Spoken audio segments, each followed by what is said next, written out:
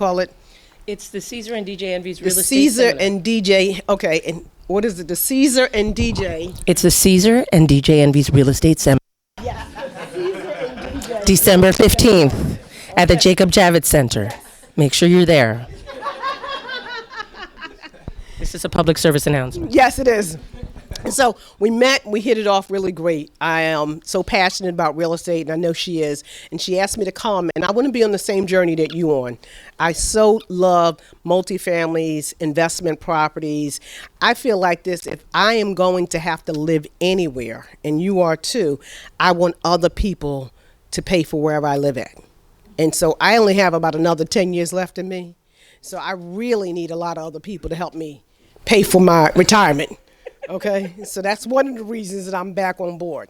But I know that she asked me to talk a little bit about the economy. I like to do question and answer. I'm not really big on trying to come up here and have, Let me talk yeah. about why I really brought you. Okay. I brought you here because I recognize and I see the vision and the opportunity that there is in Atlantic City. I see where Detroit was 10 years ago, and I see that the rents are not that much cheaper than they are up here. But what I do see was that Atlantic City experienced a huge difficulty after Hurricane Sandy. It didn't recover from Hurricane Sandy, and the economy there, as far as real estate is concerned, didn't recover from systemic racism. So basically, where people are afraid to go in for another reason, so what do? We need to find a blue ocean. We need to find people who are willing and, recognize and have the same vision as we do. And so we are, like, I guess we're patient zero. So when we were on the ride along, I have a funny story. We're on the ride along, so we're in this property, and we're looking at it, and then, or there with Tracy, and Tracy says, yeah, I got a short sale right on the corner. I was like, wait a minute. What do you mean you have a short sale? Like, the short sale's on the MLS, it's taken already? She's like, no, I have a short sale. And we're like, wait a minute. Very quietly, I dragged her. I don't know if I pulled you by your hair or your arm, or I think I dislocated your shoulder. But we went down the street and around the corner to look at the property, very sneaky like, and we're in the middle of making an offer, and then my sister rolls in with about 20 people behind her. And I'm like, no. She was looking at the property for herself. Oh, yeah. She forgot to tell you that part. Yeah, I did forget to tell you that part. Yeah. That's why I was so sneaky. Yeah. You guys, all right. Yeah. And so what I couldn't believe was that for $30,000, we're going to convert it back to a 3. Yeah. It'll be a 3-bed, 2-bath, living room, formal dining room on a corner lot with half a circular driveway and a deck for $30,000. All right. So it might need, for us, it'll probably need like maybe between 5 and 7. But the one next door is on sale for 79 or 69. 69, you know what I'm saying? So we're walking in, we already have equity. And with these types of deals, what happens is things need rehab, and not everybody has like $30,000, $40,000 in their pocket in cash.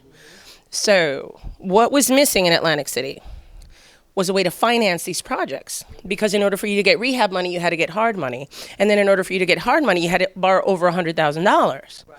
And then these properties, none of them even hit that mark after rehab at this point. So what do we have? We have a tremendous opportunity, and what we're doing here today is bringing you the missing link, which is the unlimited lifestyle format of how to borrow the money. And so with that said, what I was really, really taken by was Tracy's level of expertise in the area. You understand? Because if you were to say, hey, take me down to AC, show me some property.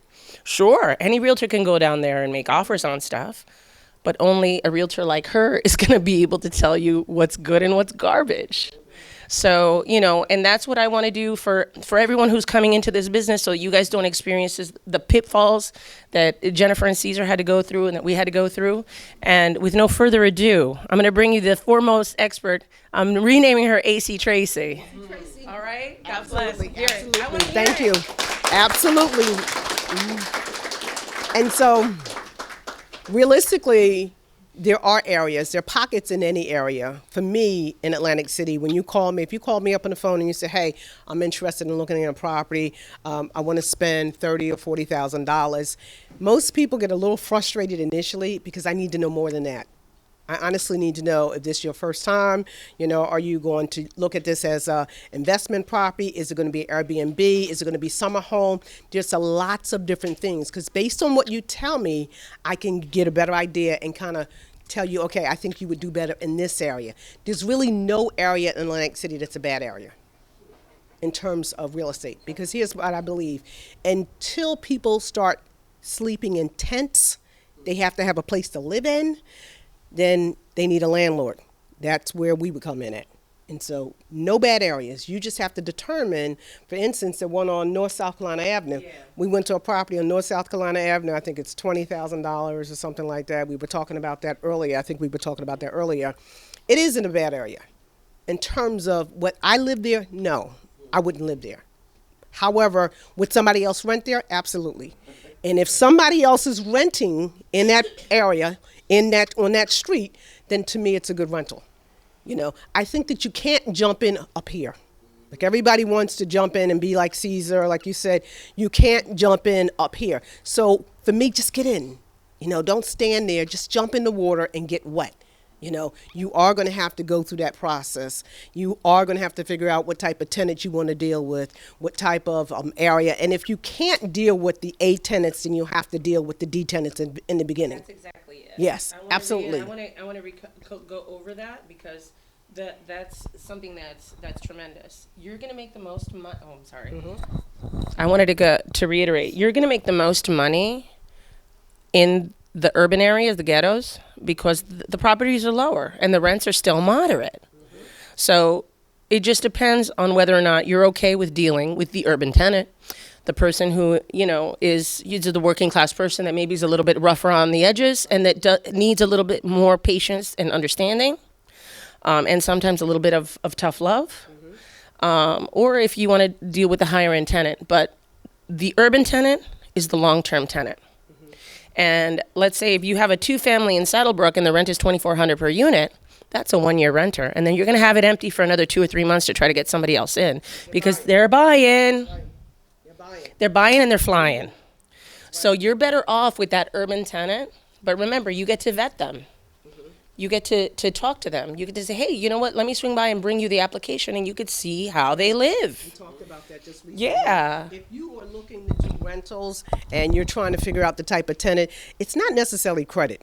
Because if you're in an area where it's really not the nicest area, it's really not going to be credit, So when you call me on the phone and you're asking me about the rental in a specific area, I don't really need to know about the credit more than I need to know about the type of person that I'm dealing with and are you going to tear the place up?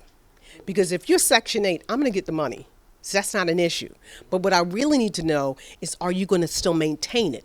There may not be a lot of people that will maintain it like I maintain it, but there's always a few people, even though they get Section 8, they still want to have a nice place. They still want a nice place. It's not that hard, especially if it's a row house, to clean it up, put some paint in it, put a nice kitchen in it. And for me, I think that I'm looking at a triplex right now myself in Atlantic City, and I am not going all out because it's not in the greatest area. However, I'm going in there and cleaning it up and putting in my kitchen, putting in my bathroom. It's much easier to put it in the very beginning than I have to do while they're in the place. But I also am mindful of the area and the type of tenant that I'm going to be dealing with. But I still want to be better than everybody else. If you make it so nice, I don't care what it is. I don't care what neighborhood it is in. Mm-hmm. If it's really, really nice, everybody wants to live in a nice place. Exactly. Everybody wants to live in a nice place. I want to live in a nice place. You want to live in a nice place, even if it's in a worse neighborhood. And so you make it a little easier in terms of getting a tenant. Hi. No worries. Good morning. So like I said, any area, investment. If you say, hey, I'm looking to do Airbnb, Airbnb is all over the city. A few years ago when they started doing Airbnb a few years ago, I initially would say, I had a lady that called me up about a property in Venice Park. She said, I'm looking in Venice Park and I'm looking at Airbnb. And this is probably about 5 years ago. And I said, Venice Park? Why is she looking in Venice Park for Airbnb? Well, because what I recognized and what I found out when I started working with her was that there's a group of people that don't need to be on the boardwalk. They don't have to be on the boardwalk. They don't have to be on the ocean. They use Uber. And so for the most part, I had a house that was $140,000. It was in very good condition, moving condition, central air. Everything was excellent. I couldn't sell the house prior to the Airbnb. I really couldn't give the house away. They started buying up houses in Venice Park for Airbnb. There are two investors that pretty much run that area right now. When something comes on the market, it's cash. Where else could you go and buy a property for $80,000, $70,000 in very good condition? Now, here's the thing. You cannot, a lot of us take the time, myself included, we like to just keep getting information and keep getting information and keep getting more information. You got to jump in. You absolutely, when something comes on the market, within 24 hours or 36 hours, if it's good, it's gone.